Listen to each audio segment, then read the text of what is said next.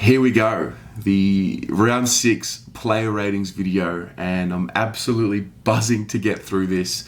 Games like this make doing these ratings so much easier. Giving a 3 vote, a 2 vote, and a 1 vote is going to be impossible.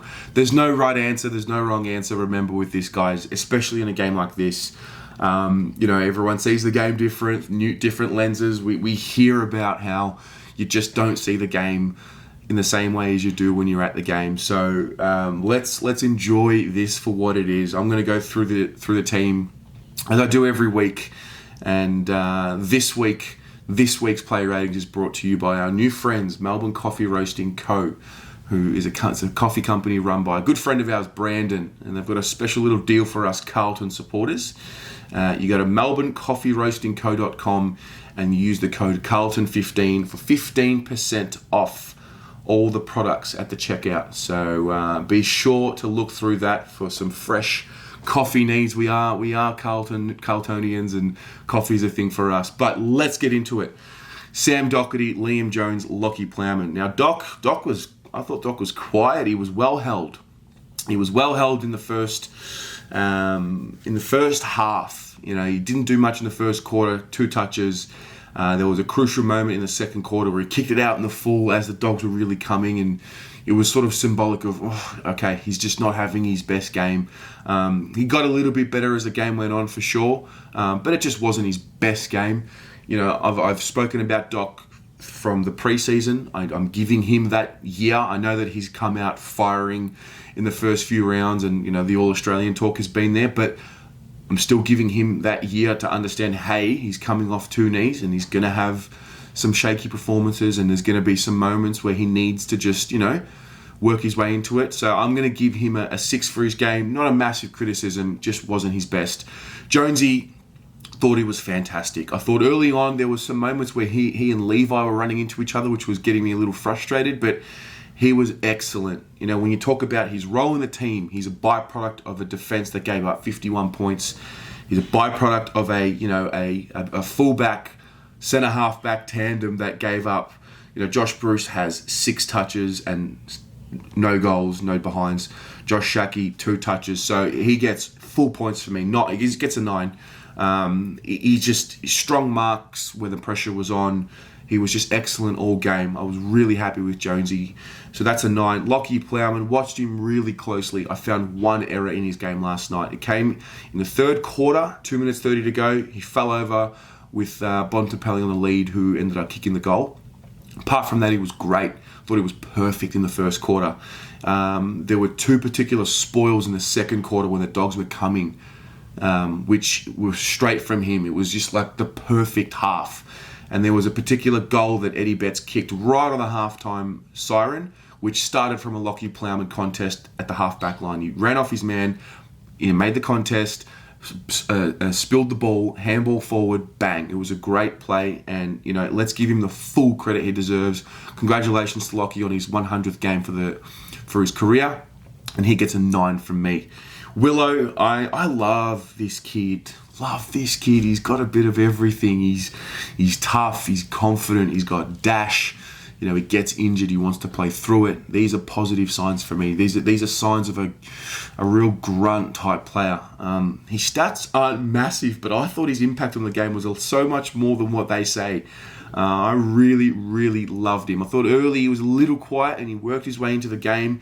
There was a beautiful kick in the third quarter to McGovern off the halfback flank onto the wing. 3 minutes 23 to go in the third quarter. It was just a peach. And yeah, I loved Willow's game last night. I'm giving him an 8.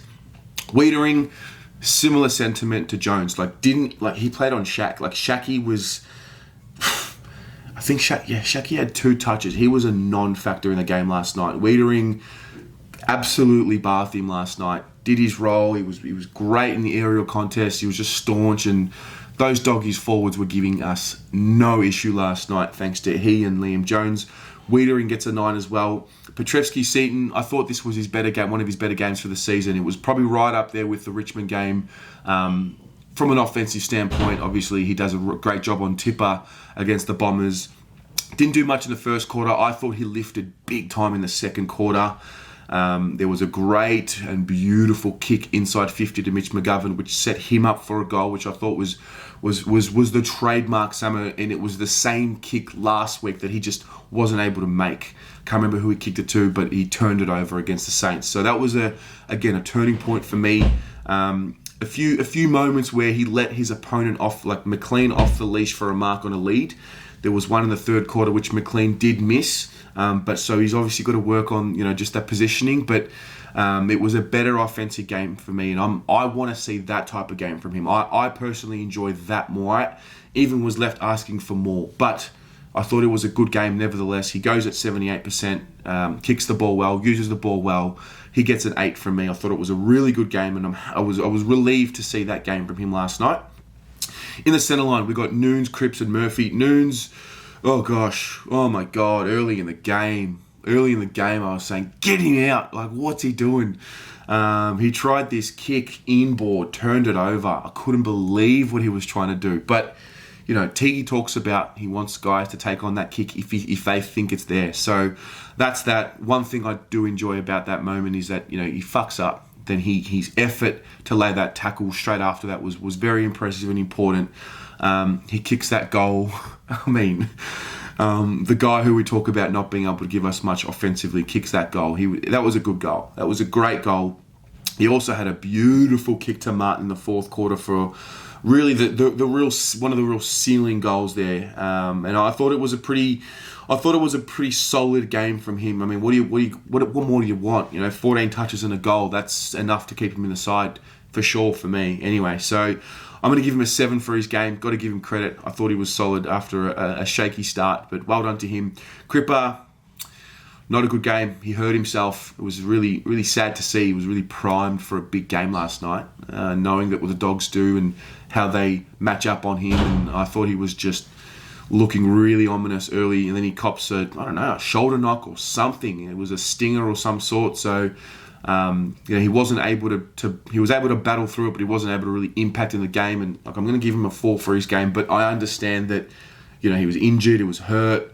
And there's a reason for that. So I'm not pasting him. It's just good on him for trying and being able to but he couldn't do anything. He just and at the end of the day, it was a body. It was a rotation on the bench, allowing us to just keep the bodies going. And he blocking at contests. I saw a lot of that. It was a real selfless game. But ultimately, we want more from him there. But we understand that as long as he's healthy and as long as he gets through next week and responds, he's due. He's primed for a big game. So looking forward to that. Murph, he also got hurt late in the game. I thought he started pretty slow last night. There was a moment he needed to kick that goal. Murph, what are you doing? You're a class player. That is a goal you gobble up every day of the week. He almost was trying to be too unselfish. He understood Harry needed a goal and some confidence, but he's got to kick that goal. And it was a 12-point swing because the Doggies go back and kick a goal straight after that moment, and then it was a critical point in the game where we thought, oh fuck, are we going to let them in the game based on that mistake? So it wasn't Murph's best game. I thought he worked his way into it. I'm going to give him a 6 for his game overall. Probably could have got more, but he got injured, and that mistake really hurt. That hurt watching that. He's better than that, and I'm sure he knows that. So good on him for being able to respond after that. Walshy, Casbolt, Gibbons is next. Walshy, he's early in the game. I think his first 7 kicks were around the body, didn't even look, bang. And I don't like seeing it. I understand maybe there's a style of play we're trying to play last night. Wet conditions, want to get the ball moving forward, so maybe that was an instruction. But, he got better, a lot better. As the game went on, he got a lot better and a lot more composed. Found himself in a lot more situations, and that was a really big sign for me. Bailey Smith got right into him early in the game last night, and fair play to him. There's a bit of a rivalry there brewing between them, and I'm all for it. And pretty much after that moment, I thought Walshy pulled his finger out because there's too many kicks I'm noticing with him. Like, I graded him pretty well. I gave him an 8 for his game overall because I thought he really worked his way into it. But the rushed kicks are a feature of his game this year that weren't there last year. He's just getting it on the boot. banging it on the boot. And I don't know.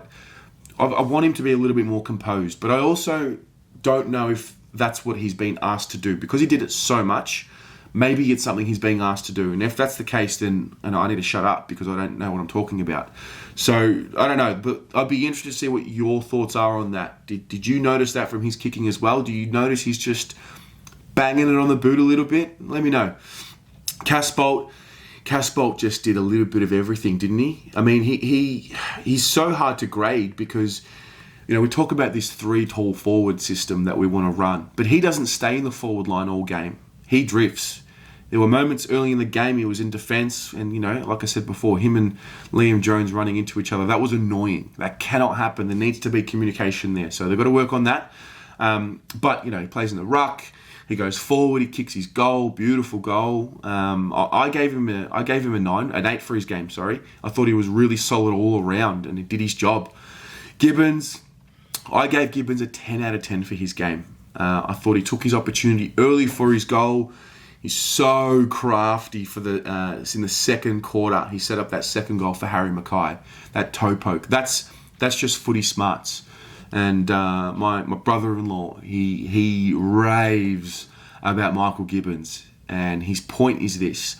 The guy won 2 JJ listed medals. The best player, the best midfielder in the VFL for 2 years.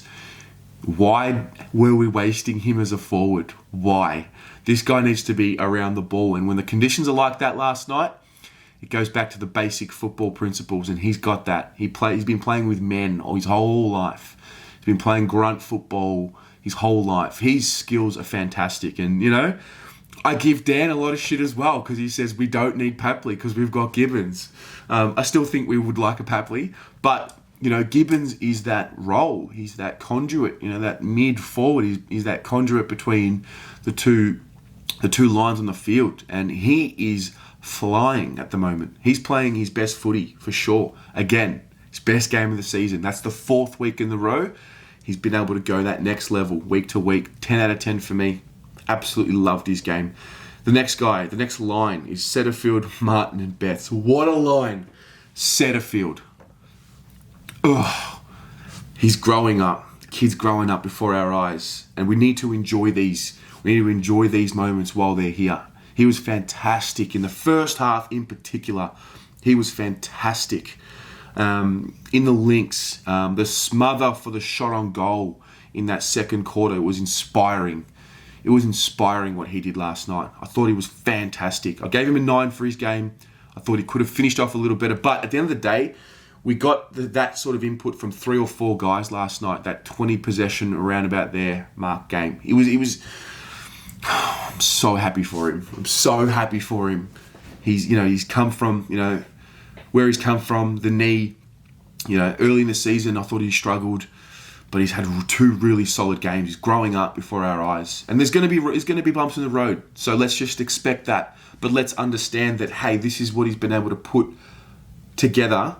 So we know there's going to be bumps in the road, and it's part of the growing process. So when that next bump in the road comes, don't just get on him and say, I fucking knew it was shit. Please, use your brains, people. This kid is a good player. Really good player. Jack Martin, 10 out of 10.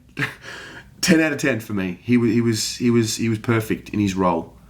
He needed to kick that goal in the first quarter. He really did. But that's okay because he was a great mark for his goal in the second quarter. His marking abilities is phenomenal for his size. It gets spoken about all the time. He's got everything. This guy's got everything. The fourth quarter, the mark and the goal there, he literally is. I'm getting ahead of myself. My notes here said that he's the perfect player, and what I meant by that is that he, the marking ability, the physicality, the speed, the kicking ability, the class, he's got it all. I now understand what they spoke about when all those draft previews came out about him. I get it. He's got absolutely everything. Now, can we just get 20 games like that in a season? Because if we can, we're talking about an all-Australian kind of guy. We're talking about, maybe not a Brownlow medalist, but he's just every element. When he's playing at his best, every element of his game is ticked off. It's beautiful to watch. So 10 out of 10. Next up, Eddie Betts, 10 out of fucking 10 as well. I say it every week. 8 to 10 touches, 1 or 2 shots on goal. That's what you're going to get from Eddie Betts. He had 7 touches and 2 goals at halftime. Pressure was there. The Eddie magic was there. We hear about, he's probably one of the few that are getting affected by this pandemic in the sense that, they're away from their families. We've got a pretty young group, but he's one of the few that have a family. And for him to play the way he did, he provides magic. He provides excitement. And what an honour it would have been to be a fan of the game last night, to watch him in the flesh. It was the first time he got to play in front of fans, and, he put the show on. 4 goals. Maybe the last one was a little bit of a junk time goal, but he was rewarded for... You get rewarded in this sport for what you do throughout the game. And that's why I thought he was like, this is therapy for me. This makes me happy. In these times, this stuff makes me happy. I'm so happy for him. I'm so happy for his critics who can now shut the fuck up, because that was great what he did last night. It's his second great game. He's been instrumental in 2 wins for us this year. Really instrumental. So 10 out of 10 for me. Next line, Pitternet, Cunningham, Curnow. Pitternet, I find myself just saying it's really simple with him. Did he compete? He competed last night. Thought he was solid. Didn't think he was over the top. I thought what would have rounded out his game last night was his ability to take that mark around the ground. He just dropped a few of them. I gave him a 7 for his game, but I'm really happy with what I'm seeing there. He's a competitor. That's all we need. Cunners, didn't notice him much, particularly in that first half. He had a good moment in that first half, which set up a goal, I believe. He was on the end of that kick inside 50 for Eddie to run on and kick a goal, but otherwise it was a pretty quiet game. I gave him just a pass mark for his game. It was a 5, but I saw some good things. Obviously if we lose, different story. Obviously we win, so we're pretty happy. I thought he was, his pressure was there. It wasn't an over the top performance. It was just did his job. It was enough. He's got to be better next week, because we're in a situation now where you cannot drop Kennedy, you cannot drop Nunes. Fisher, we want to see him in this side. He's in our best 22, we believe, and you couldn't fault anyone. Maybe Cunningham, if anyone, but you can't. I don't think you can drop him. So I gave him that rating. Ed Curnow, Ed for me, I gave him a 10. He was on the bont early in the game. He pinned him, holding the ball, kicks a goal. It's such a symbolic moment in the game for what we're trying to do. When that tagger gets off and kicks that goal on their superstar player that they're playing on, it's huge mentally. It's a huge win early. So he does that. He went to Smith in the second half, shut him down. I don't think Bailey Smith used the ball very well. He won a lot of the ball last night, young Bailey. Went at 65%. I think he had like 16 or something at the half. And I thought Ed Curnow was great on him in the second half. For a guy that plays that role, that's as good as you're going to get. That's a 10 out of 10 game from me. So well done to Ed. We got what do we got here? We got the interchange bench. Simo, Mackay, McGovern and Kennedy. Simo, oh gosh, this guy makes me really, worry. He started so poorly last night. I thought he got better as the game went on. It's almost like no matter what type of game he's having, when push comes to shove, and when we need a moment, he's able to give us the moment. Whether it's the touch ball on the line, whether it's that strong mark in the fourth quarter to really lift us and get us over the line. There's first quarter, let's break it down. And this is the reason why I had the trepidation about him. First quarter, he has 8 touches in the first quarter at 33%. Terrible kick, his first few. There was one in particular to Plowman in the defensive 50, sort of a dinky kick to Plowman's feet. Like, it was like, what are you doing, Simo? Like, what are you doing? It was a rush kick in defence for a shot on goal to the Dogs. 6 minutes 24 to go in the third quarter. Luckily they missed it. But, like I said, he started poorly.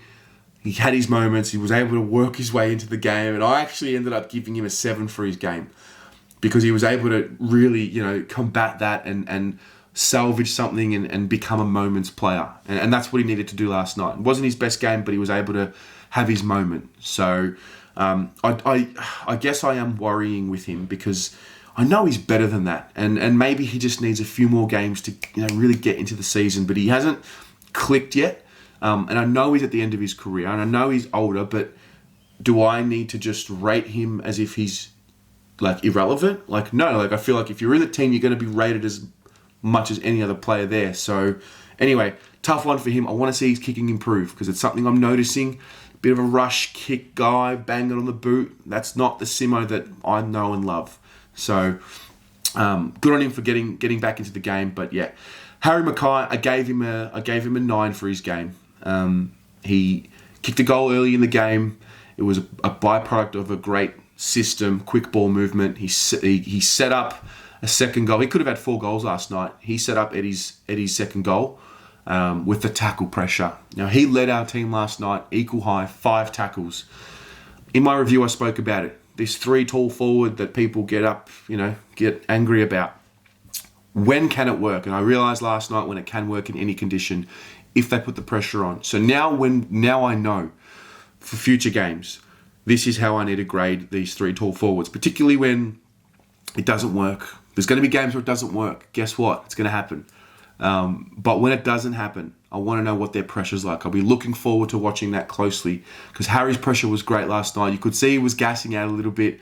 Or I noticed that anyway. But the shot on goal late in the game, kicked it, capped off a great performance, and Harry has now entered the season, and listen, let's look at it. Let's put some perspective.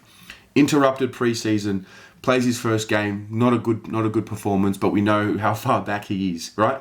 Hurts his ribs, misses the next game, comes back the next game, no continuity, it doesn't play well. So this is his second game in a row back, and he's able to do that. So this is the point. Just take a deep breath. He's going to be okay. We need to see the effort indicators there. He needs to be building off what he did last night. He needs to find a way. I think 3 tackles a game is doable for him. I think that's what we want to find from him. I think if he's getting 3 tackles in a game or more, that's a tick for me. So, yeah, very happy and relieved with Harry.